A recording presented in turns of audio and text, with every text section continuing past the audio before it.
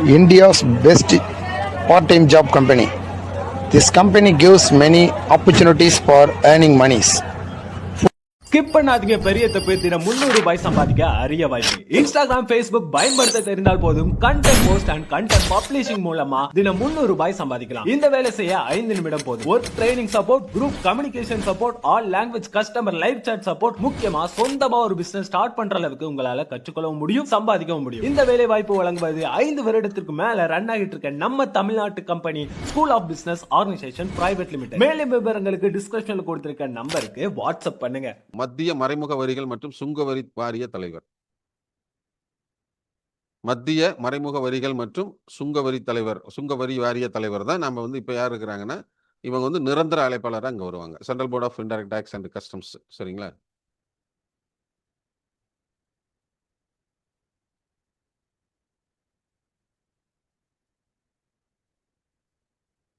சரி, நீங்க தான் சொல்லுங்க ராம்குமார், ஜிஎஸ்டி கவுன்சிலோட செக்ரட்டரி யாருன்னு.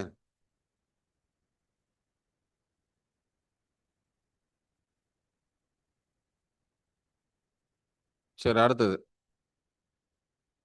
மத்திய அரசின் வருமானம். மத்திய அரசுடைய ரெவன்யூல இடம்பெறாத நிறுவன வரி அவங்களுக்கு வரும். வேளாண்மை தவிர்த்து இதர வருமானங்கள் மீதான வரி, அதுதான் இன்கம் டேக்ஸ்னு சொல்லுவோம். அடுத்தது கலால் வரி, அது அவங்களுக்கு தான் போகும். தொழில் வரிங்கிறது லோக்கல் கவர்மெண்ட்டுக்கு போகிறது. ப்ரொஃபஷனல் டேக்ஸு அப்படிங்கிறது இப்போ இருக்கிற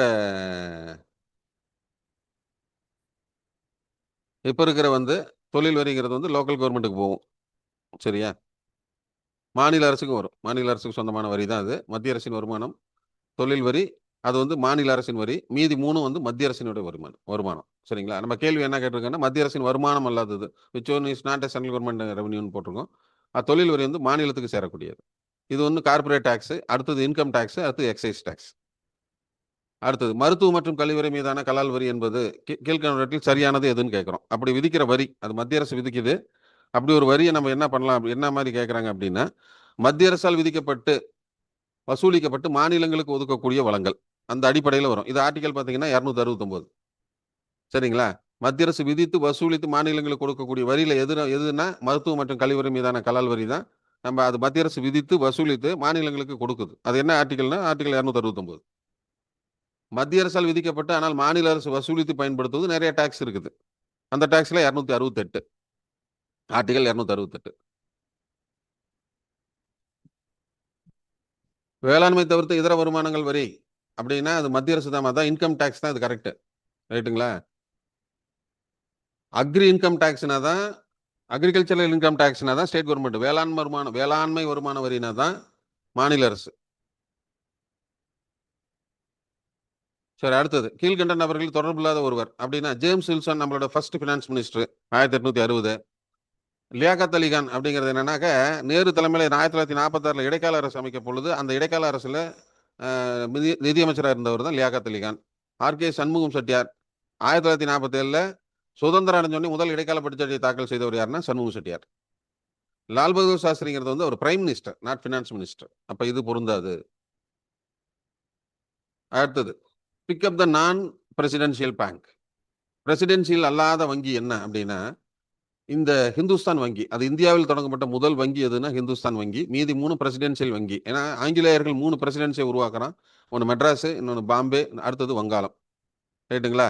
இந்த வங்காளம், இது 3ஐயும் உருவாக்குறான். அது வருஷம் பார்த்தீங்கன்னா ஒன்று வங்காள வங்கி அப்படின்னு பார்த்தீங்கன்னா 1806.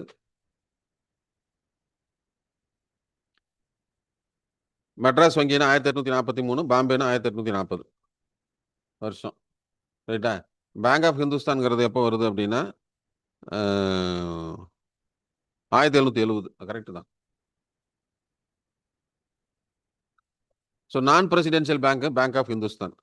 ஸோ 3 மாகாணங்களை உருவாக்கி 3 மாகாணத்திற்கு ஒரு வங்கி செயல்பாட்டை ஆங்கிலேயர்கள் கொண்டாடுறாங்க. அதுதான் bank of Madras, bank of Bengal, bank of Bombay. Bank of Delhi அங்கே முகலாயர்கள் இருந்ததுனால அந்த பக்கம் போகல. ஸோ இவங்க இந்த மாகாணங்களை உருவாக்குறாங்க. நம்ம தமிழ்நாடு, பாண்டிச்சேரி, கர்நாடகா, கேரளா, ஆந்திரா, ஒரிசா வரைக்கும் நம்ம பாம்பேல பார்த்தீங்கன்னா ஒரிசா, மகாராஷ்டிரா, குஜராத், மத்திய பிரதேஷ் இதெல்லாம் சேர்ந்து ஒரு பகுதி. பெங்காலில் பார்த்தீங்கன்னா பீகார், பெங்கால், இன்றைய பங்களாதேஷ் எல்லாம் சேர்த்து ஒரு பகுதி. ஸோ இதெல்லாம் தான் வங்கிகளாக உருவாக்குறாங்க. பேங்க் ஆஃப் ஹிந்துஸ்தான் இந்தியாவில் முதல் வங்கி. இந்த பிரசிடென்சியல் பேங்க் இருக்கு பார்த்தீங்களா, 3 பெங்கால், பம்பாய், மெட்ராஸ், இது 3 சேர்ந்து தான் இம்பீரியல் வங்கின்னு சொன்னாங்க. சரிங்களா? இம்பீரியல் வங்கின்னு வரும். இம்பீரியல் வங்கி தான் பின்னாடி என்னவா மாறுது அப்படின்னு பார்த்தாக்க ஸ்டேட் பேங்காக மாறிடும். இன்றைய வடிவில் ஸ்டேட் பேங்க் இருக்கிறது தான் ஒரு காலத்தில் பிரசிடென்ஷியல் பேங்க்னு சொன்னோம்.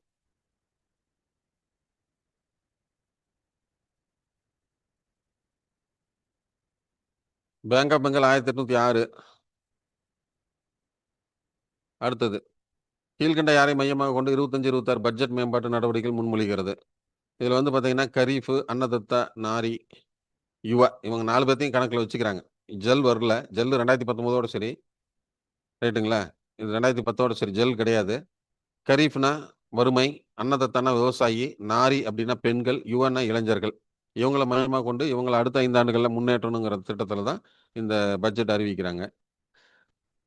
எந்த ஆண்டு யூனிட் ட்ரஸ்ட் ஆஃப் இந்தியா தொடங்கப்பட்டதுன்னா 1964.